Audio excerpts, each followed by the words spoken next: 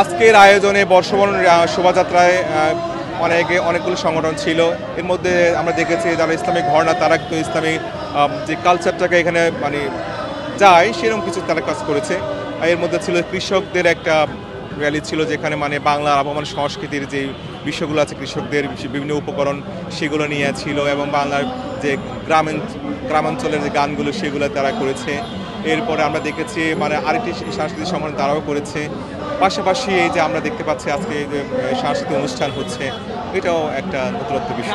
জনপদ তুলে নিয়ে এসেছেন ইট পাথরের শহরে, সেই ব্যাপারটা কেমন দেখেন? অবশ্যই, আসলে পয়লা বৈশাখী বাংলার একটা বাংলা, আমরা বলছি বাংলা নববর্ষ। আমি যদি সেখানে বাংলার সংস্কৃতির বিষয় না রাখি, যেমন আগে যে বিষয়গুলো হতো যে বিভিন্ন মুখোশ দেবের মূর্তি নিয়ে হতো, এটা অনেক আলেম ওলামা অথবা ইসলামিক জনগোষ্ঠী যারা আছে তারা ব্যাপক সমালোচনা করেছে এই বিষয়গুলো নিয়ে। তো এইবার এই জায়গাটা চেঞ্জ করে নিয়ে এসেছে, না আমাদের যে আবহমান বাংলা সংস্কৃতি আমরা তাই ধরে তুলবো, তুলিয়ে আনবো আমাদের এই নববর্ষ উৎসবে।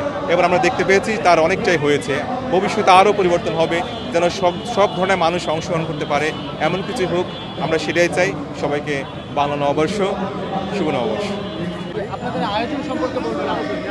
আমাদের আজকের আয়োজন আসলে বাংলা নববর্ষ 1432 উপলক্ষে নতুন বর্ষের শুভেচ্ছা জানিয়ে সাংস্কৃতিক ঐক্য ফ্রন্টের একটি চমৎকার সাংস্কৃতিক অনুষ্ঠান হতে যাচ্ছে। এখানে যারা অংশগ্রহণ করছে এর মধ্যে সাইমুম শিল্পী গোষ্ঠী, অনুপম শিল্পী গোষ্ঠী, উচ্চারণ শিল্পী গোষ্ঠী, সন্দীপন শিল্পী গোষ্ঠী, সাথে আছে মহানগর শিল্পী গোষ্ঠী, রাজধানী শিল্পী গোষ্ঠী সহ অনেক শিল্পী গোষ্ঠী রয়েছে।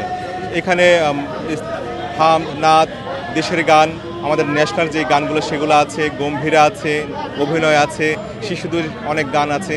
এসব মিলিয়ে নতুন বছরকে স্বাগত জানিয়ে একটি চমৎকার সাংস্কৃতিক অনুষ্ঠান আয়োজন করা হয়েছে। নতুন বছরে এই আয়োজনকে আপনারা কিরকম দেখছেন? এটা আসলেই ফ্যাসিবাদের পরবর্তী সময়ে একটি নতুনত্ব আমরা দেখতে পাচ্ছি আমাদের সব আয়োজনেই। এবারের নামটাও যেমন চেঞ্জ হয়েছে, আগে হতো মঙ্গল শোভাযাত্রা, এবার হচ্ছে বর্ষবরণ আনন্দ শোভাযাত্রা। এই নামটাই পরিবর্তন হয়ে আমরা দেখতে পাচ্ছি অনেক নতুন কিছু হচ্ছে। সেই সাথে এবার স্লোগানটা ভিন্ন রকম, নববর্ষের ঐকতান, ফ্যাসিবাদের অবসান, চমৎকার একটি শিরোনাম দিয়ে শুরু হচ্ছে। এবার আমরা দেখতে পেয়েছিলাম যে আমাদের দীর্ঘ 16 বছর আমাদের যে সাংস্কৃতিক অঙ্গনে যে কাজগুলো করতে হওয়ার কথা ছিল, যে করার কথা ছিল, সেগুলো করা যায়নি। ফ্যাসিবাদের একটি মানে সীমারেখা করে দিয়েছে। বিশেষ করে যারা ইসলাম চর্চা করে অথবা মুসলমান অথবা ইসলামের সাংস্কৃতিক চর্চা করে তাদেরকে স্পেস দেওয়া হয়নি, বরং আমাদের বাংলাদেশের অধিকাংশ মুসলিম যে জনগোষ্ঠী আছে সেই জনগোষ্ঠীর সাথে সামঞ্জস্যপূর্ণ যে সংস্কৃতি তা আমাদেরকে চর্চা করতে ব্যাহত করেছে।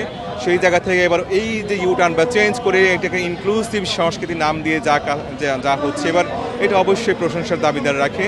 যে সেখানে আমরা দেখেছি ফ্যাসিবাদের মুখোশ রয়েছিল, এবার তারপর হচ্ছে আমাদের জাতীয় মাছ ইলিশ, পালকি, মুঘল আমলের অনেক কিছু আছে।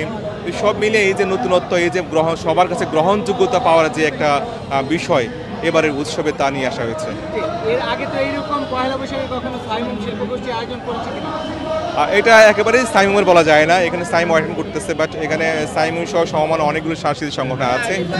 ফ্যাসিবাদের আগমনের আগে অনেক আগে করেছিল, আমরা বর্তমানে সাইমুম অবসর করেছিল, কিন্তু এর পরবর্তী সময় সাইমুমকে কোথাও স্পেস দেওয়া হয়নি।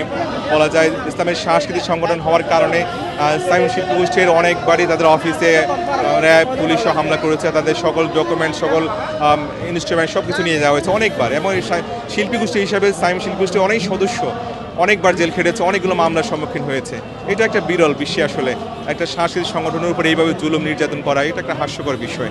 তো আমরা বুঝতে পারছি তাহলে আমাদের ইনক্লুসিভ যে সংস্কৃতি বলি আমরা, বাংলাদেশের যে সবার একটা সংস্কৃতি, সবার যে পয়লা বৈশাখ নববর্ষ উদযাপন বিষয় বলি আমরা, সেটা বিগত ফ্যাসিস্টের আমলে হয়ে ওঠেনি। For more updates, follow us on Facebook, subscribe our YouTube channel, get the latest update on www.daily-sun.com.